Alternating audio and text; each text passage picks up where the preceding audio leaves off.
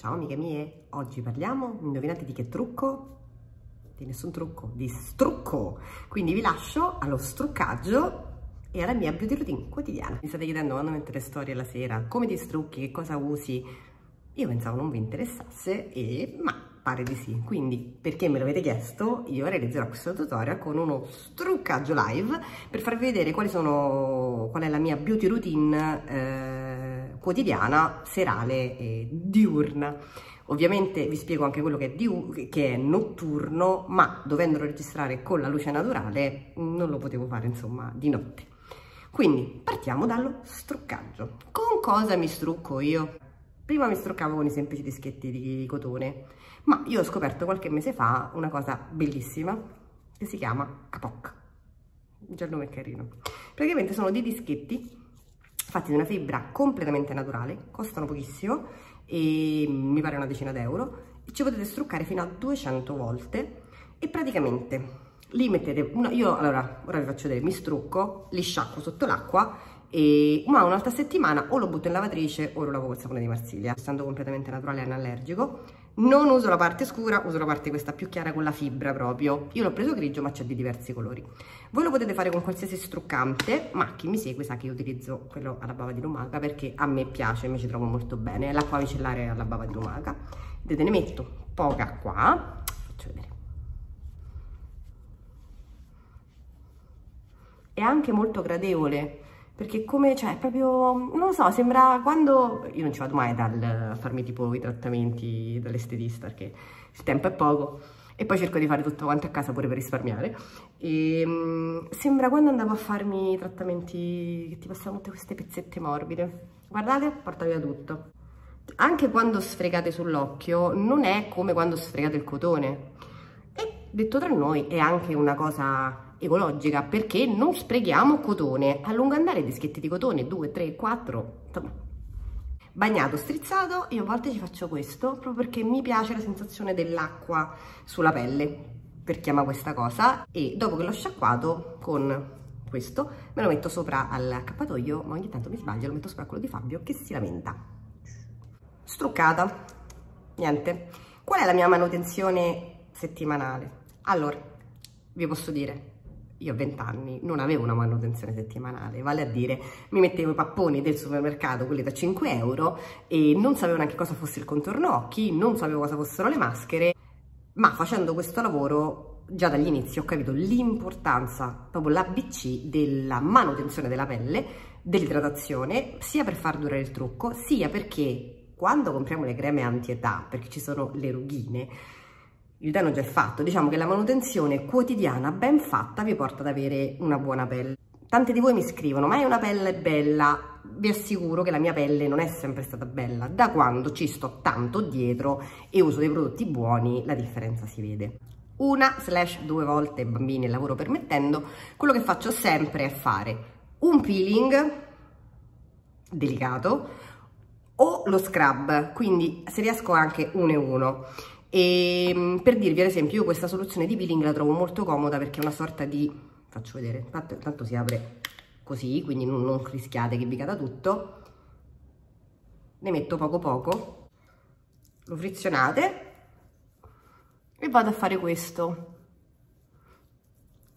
Il peeling in realtà, come lo scrub, è importante perché andate a rimuovere quelle che sono le cellule morte, quindi andate a pulire la pelle e a ricreare un ricambio, insomma, naturale.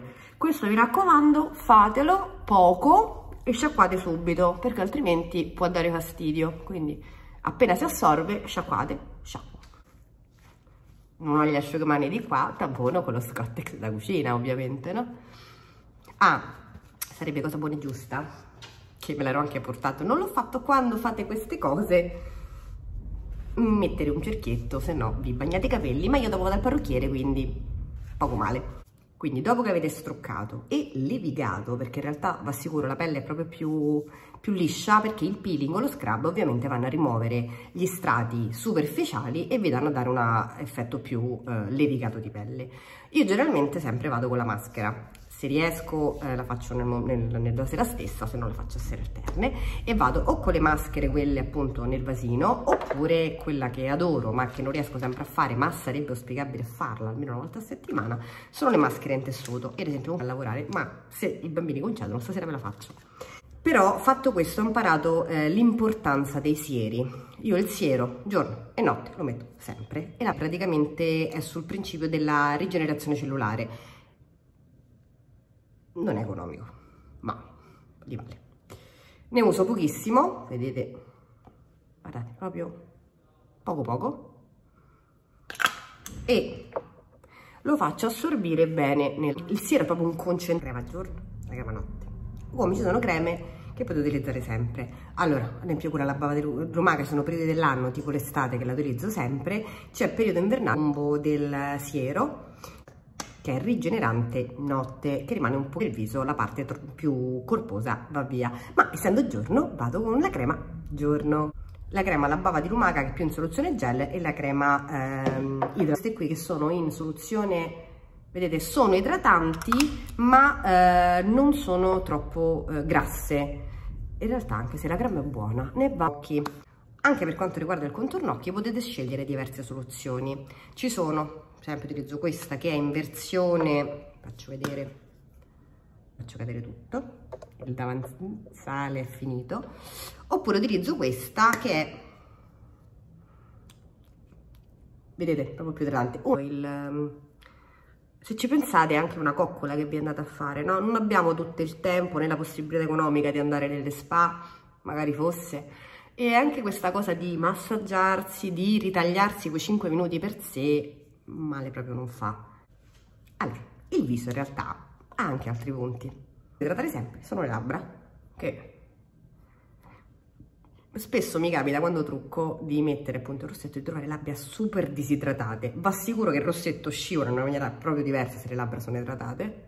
Mi avete visto utilizzare questo che appunto ha degli oli e quindi rimane un super idratante.